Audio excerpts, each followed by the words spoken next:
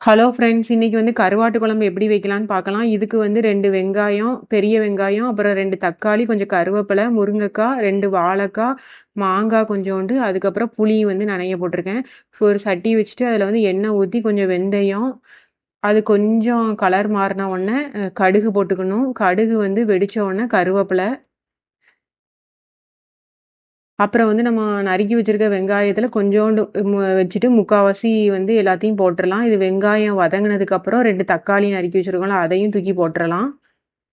போட்டுட்டு நம்ம தக்காளி வதங்கிறதுக்குள்ளே நம்ம தேங்காய், அந்த குழம்புக்கு தேவையான தேங்காவை வந்து அரைச்சிடலாம். ஒரு 5, 6 துண்டு தேங்காய் எடுத்துக்கோங்க. அது கூட 1 டீஸ்பூன் சீரகம், 2 டீஸ்பூன் மிளகு. கருவாட்டு குழம்புக்கு வந்து எப்போவும் நம்ம மிளகு போடுறப்ப அது வந்து ஒரு தனி டேஸ்ட்டாக இருக்கும். அப்புறம் கொஞ்சம் மிச்சம் இருக்க அந்த வெங்காயத்தையும் இதிலேயே போட்டு நல்லா கிரைண்ட் பண்ணி எடுத்துக்கலாம். அந்த தக்காளி வதங்கின உடனே இது கூட இப்போ மசாலா சேர்த்துடலாம். 2 ஸ்பூன் மல்லித்தூள், 1 ஸ்பூன் மிளகாத்தூள். ஏன்னா நம்ம வந்து மிளகு சேர்த்துருக்கனால மிளகாத்தூள் கம்மியாக போட்டுக்கலாம். அப்புறம் வந்து 1/2 டீஸ்பூன் மஞ்சத்தூள். இது எல்லாத்தையுமே நல்லா வதக்கிட்டு தேவையான அளவு உப்பு கம்மியாகவே போடுங்க. ஏன்னா கருவாடில் வந்து கொஞ்சம் உப்பு இருக்கும்.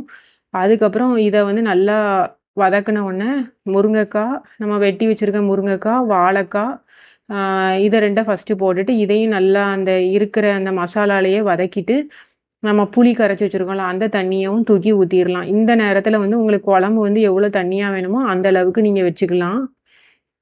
இது கூட நம்ம வந்து குழம்பு கொஞ்சம் அந்த புளி அந்த ஊற்றி கொதித்த உடனே அந்த தேங்காவையும் நம்ம அதில் தட்டிடலாம். அதுக்கப்புறம் கொஞ்ச நேரம் கழித்து நம்ம அந்த மாங்காய், அப்புறம் கருவாடு கழுவி வச்சுருப்போம்ல, அதையும் சேர்த்துடலாம். ஏன்னா மாங்காவும் கருவாடும் சீக்கிரம் வெந்துடும். முருங்கைக்காவும் வாழைக்காவும் வேக லேட் ஆகும்.